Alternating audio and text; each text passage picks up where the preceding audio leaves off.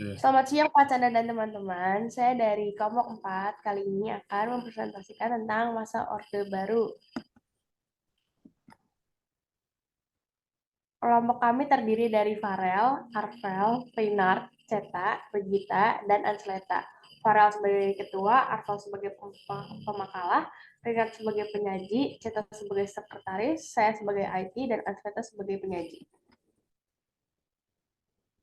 Kali ini kita akan membahas tentang 3 poin penting, yaitu perkembangan ekonomi di masa Orde Baru, perkembangan politik di masa Orde Baru, dan kehidupan masyarakat setelah Orde Baru. Perkembangan ekonomi.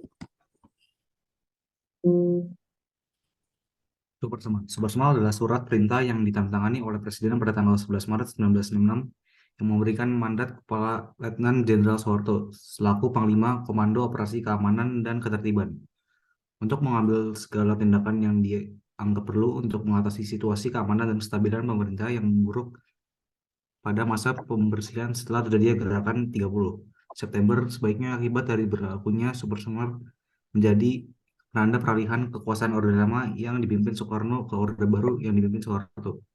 Setelah dibersihkan dari unsur PKI, Supersemar kemudian ditingkatkan menjadi ketetapan majelis permusyawaratan rakyat sementara ketetapan MPRS yang meningkatkan Supersemar tersebut sekaligus menyatakan bahwa Supersemar hanya berlaku hingga terbentuknya majelis permusyawaratan rakyat hasil pemilihan umum tersebut terjadi pada tahun 1971 dan anggotanya diambil sumpah pada tanggal 28 Oktober 1971.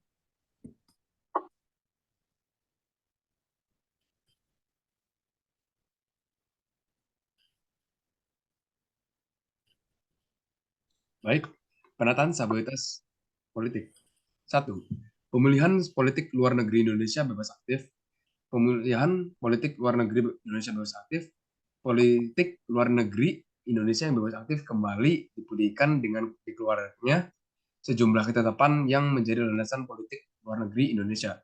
Di antaranya adalah ketetapan MPRS nomor 12 atau MPRS atau 1966 tentang kebijaksanaan politik luar negeri RI bebas aktif.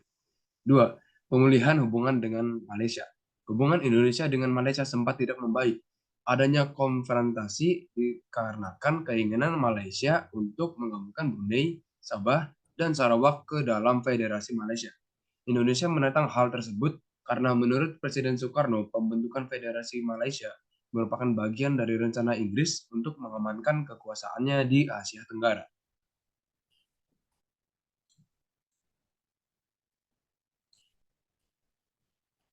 Penataan stabilitas politik yang ketiga, kembali menjadi anggota PBB. Sebelumnya, Indonesia keluar dari anggota PBB karena memiliki masalah dengan Malaysia. Pada tanggal 28 September 1966, Indonesia kembali menjadi anggota PBB. Keputusan untuk kembali menjadi anggota PBB dikarenakan pemerintah menyadari banyak manfaat yang diperoleh Indonesia selama menjadi anggota. Kembalinya Indonesia menjadi anggota disambut baik oleh PBB. Keempat, ikut memprakarsi pembentukan ASEAN. Penataan stabilitas politik pada masa Orde Baru berikutnya adalah turut memperkasai berdirinya ASEAN. Berdirinya ASEAN ditandai dengan penandatanganan Deklarasi Bangkok pada tanggal 8 Agustus 1967. Tujuan pembentukan ASEAN ini adalah untuk meningkatkan kerjasama regional khususnya di bidang ekonomi dan budaya. Ada 5 negara yang terlibat dalam pembentukan ASEAN yang diwakili oleh tokoh-tokoh negara.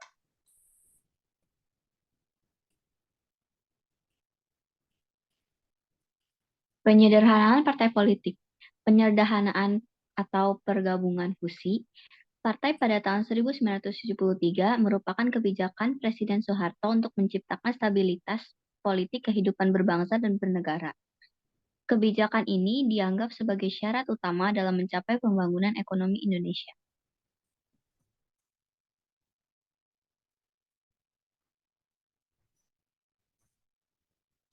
Pemilihan umum. Selama Orde Baru, pemerintah berhasil melaksanakan sebanyak 6 kali pemilu 1971, 1977, 1982, 1987, 1992, dan 1997. Selama pemilu tersebut diselenggarakan, Partai Golkar selalu memperoleh mayoritas suara.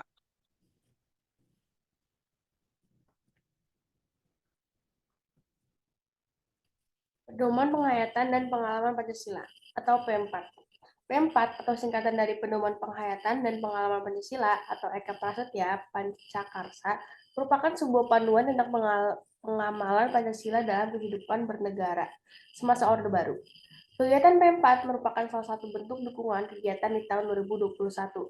Tujuan dari kegiatan P4 adalah meningkatkan pengetahuan dan keterampilan petani dalam menghasilkan, mengembangkan, dan mengaplikasikan agen pengendali hayati, pestisida nabati, serta konversi musuh alami.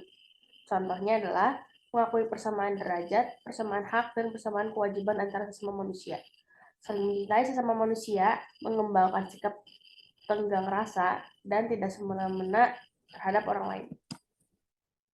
Fungsi ABRI. Dwifungsi adalah gagasan yang diterapkan oleh pemerintah Orde Baru yang menyebutkan bahwa Angkatan Bersenjata Republik Indonesia, terutama Tentara Nasional Indonesia, Angkatan Darat, memiliki dua tugas, yaitu pertama menjaga keamanan dan ketertiban negara dan kedua memegang kekuasaan dan mengatur negara. Dwifungsi sekaligus digunakan untuk membenarkan militer dalam meningkatkan pengaruhnya di pemerintahan Indonesia, termasuk kursi di parlemen hanya untuk militer dan berada di posisi teratas dalam pelayanan publik nasional secara permanen.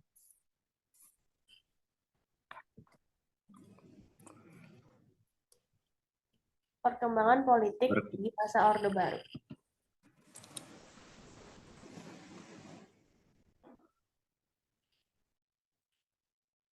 Program jangka pendek. Presiden Soeharto pada awal pemerintahannya dihadapkan pada masalah yang cukup sulit di bidang ekonomi. Berbagai permasalahan terjadi seperti inflasi yang mencapai 650% berakibat melonjaknya harga-harga kebutuhan. Selain itu, alat-alat produksi mengalami kerusakan terutama di sektor pertanian. Permasalahan tersebut berakibat pada kurangnya tingkat kesejahteraan masyarakat Indonesia. Rehabilitas dan stabilitas ekonomi menjadi kebijakan awal pemerintahan Orde Baru dalam memulihkan kondisi tersebut. Rehabilitas maksudnya perbaikan fisik terhadap prasarana dan alat produksi, dan stabilitas dimaksudkan pengendalian inflasi supaya harga tidak melonjak terus-menerus.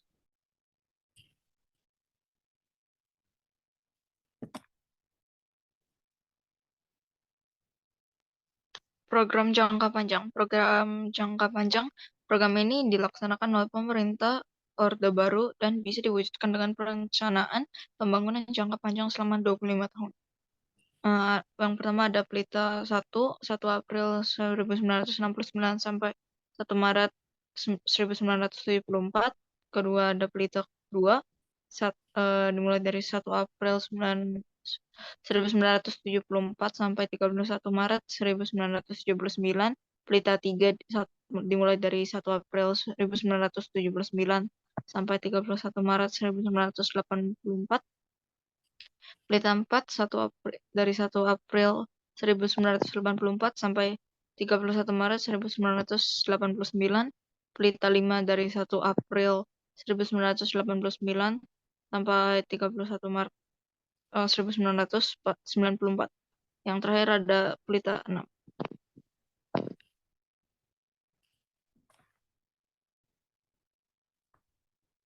Kehidupan masyarakat Indonesia pada masa Orde Baru.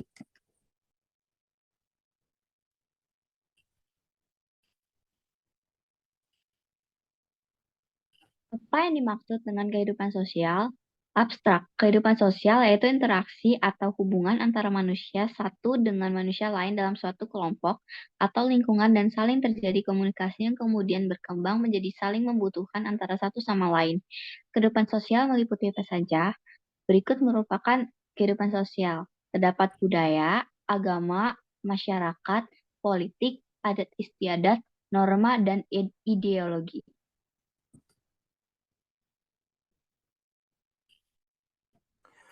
Pendidikan. Sistem pendidikan pada masa Orde Baru terdapat perubahan dari Orde Lama. Pada pelaksanaannya, kegiatan kependidikan pada era ini difungsikan sebagai instrumen pembangunan ekonomi nasional. Kebijakan pendidikan semuanya terpusat. Pendidikan diselenggarakan dengan otorita kekuasaan administratif, birokratis, dan penyeragaman kurikulum juga diikuti dengan penyeragaman metode mengajar dan sistem evaluasi, yaitu cara belajar siswa aktif atau CBSA.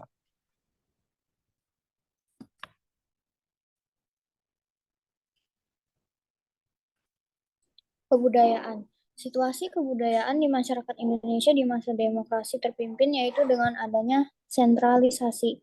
Pada akhirnya menimbulkan konflik lekra dan manikebu yang tidak mendukung ajaran Nasakom yang didukung oleh pemerintah. Dalam keadaan tersebut, pada masa demokrasi terpimpin tidak mengalami perkembangan sehingga seluruh kebebasan lebih memihak pada pemerintah pusat. Sekian presentasi dari kami kelompok 4. Semoga presentasi kami dapat membantu pembelajaran kalian. Terima kasih.